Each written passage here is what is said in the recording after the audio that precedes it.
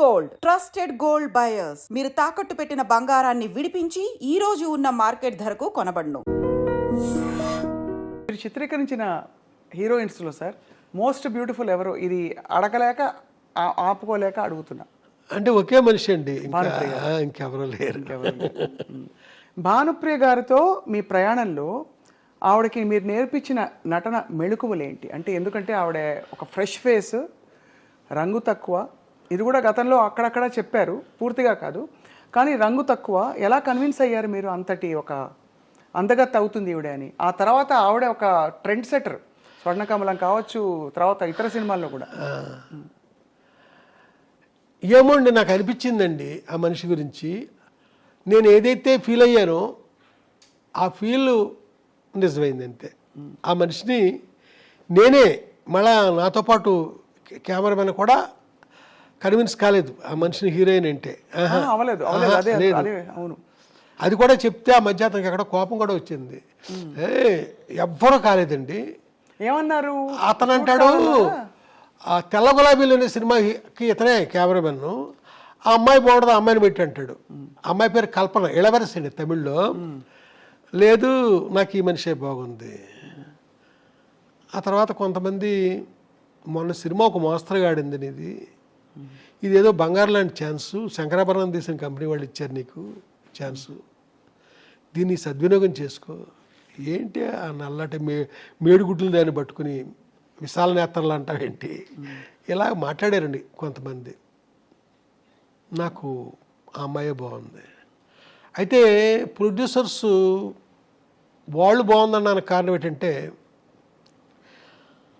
7 stars colour lab అని ఉస్మాన్ రోడ్లో ఘంటసాల గారి ఇంటి దగ్గరలో ఉందండి. అక్కడ పెద్ద పెద్ద ప్రింట్లు వేయించేసానండి.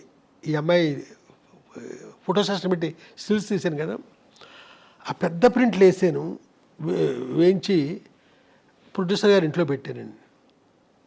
ఓ రోజున విశ్వనాథ్ గారు ఏదో పనుండి వచ్చారు అక్కడికి. ఆయనకి ఏడినాయసారి భార్య జయలక్ష్మి గారు, డైరెక్టర్ గారికి చూపిద్దాం, వంశీ అమ్మాయి బాగుంది అంటున్నాడు కదా, ఆయన ఏమంటారు అంటే, మొత్తం అంతా తిరిగేసి నాకేసి బాగున్నాయి అన్నారు ఆయన. ఒకసారి ఆ మాట ఆయన అనేసరికి వాళ్ళ ఇంట్లో వాళ్ళంతా థ్రిల్.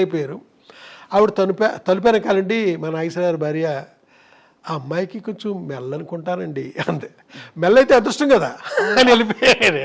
ఓహో, అంతేనండి, అక్కడితో సెట్ అయిందండి. ఆ తర్వాత ఆ సినిమా తర్వాత బిజీ అయింది తను. సితార్ తర్వాత నేను అడిగాను, బిజీ అయ్యట కదా నువ్వు అని.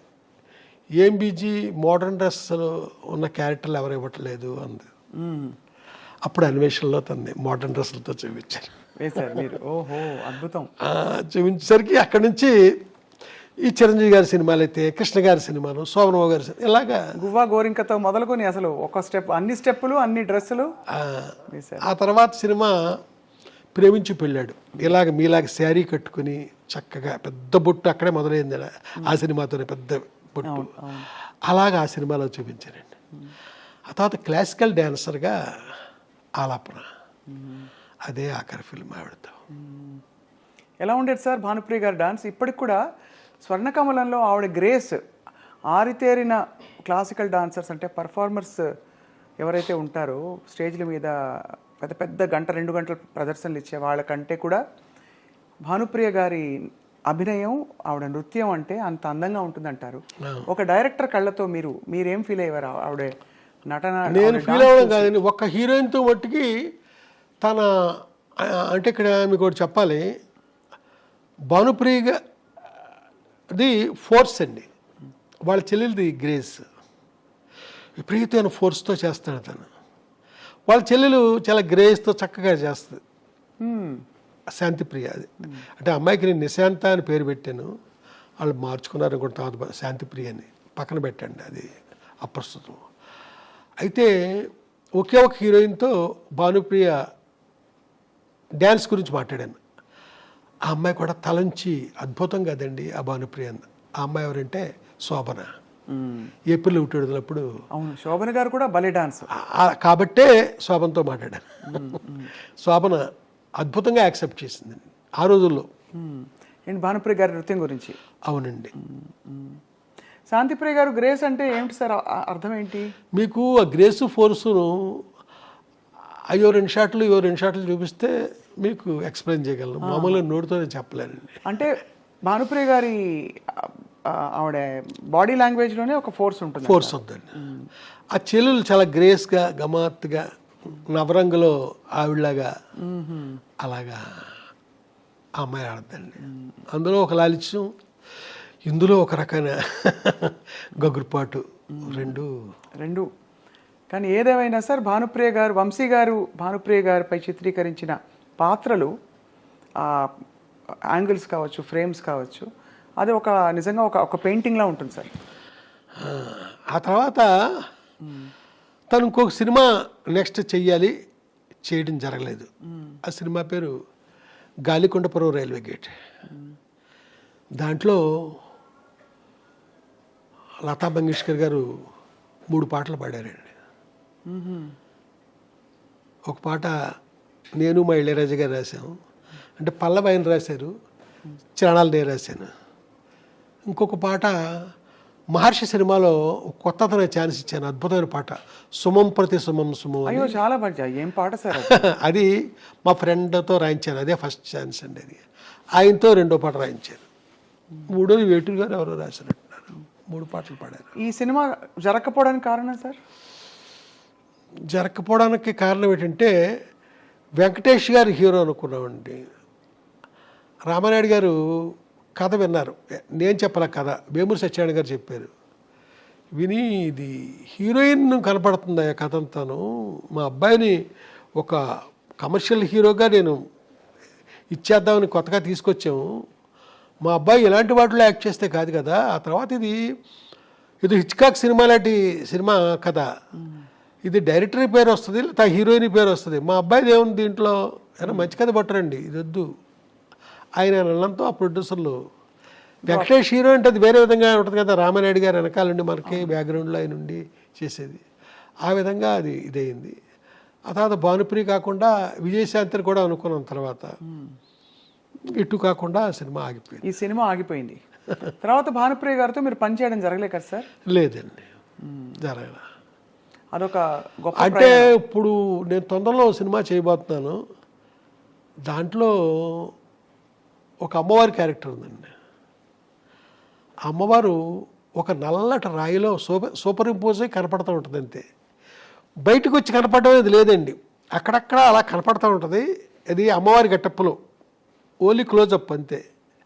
అది భానుప్రియ అనుకుని నేను కథ రాశాను, అది ఆ వద్ద ఫ్యూచర్లో చూడాలి అంతే. మీకు ఆ రాయిలోనే కనపడుద్ది, బయటకు వచ్చి అవన్నీ మాట అవన్నీ ఏమీ లేవండి. బ్లెస్ చేస్తూ ఉంటే చాలా ఇంపార్టెంట్ క్యారెక్టర్. ఆ రాయిలే, ఆ నల్లటి రాయి అండి, అక్కడ భానుప్రియ గారి పాత్ర ఉంటారు. తన క్లోజ్ సూపర్ ఇంపోజ్ అయ్యి ఉంటుందండి. అక్కడ ఆ అమ్మవారి పేరు పొంతలో ముసలమ్మ తల్లి. పొంతలో ముసలమ్మ తల్లి. పొంతలో ముసలమ్మ తల్లి. అంతేనండి, తప్ప ఇంకా మనకి ఎక్కడ. అడిగారా సార్ భానుప్రియ గారిని? అంటే లేదండి, ఆవిడతో మాట్లాడి ఆవిడ చూసే ఒక 35 ఏళ్ళు 38 ఏళ్ళు అయింది ఆవిడ చూసి.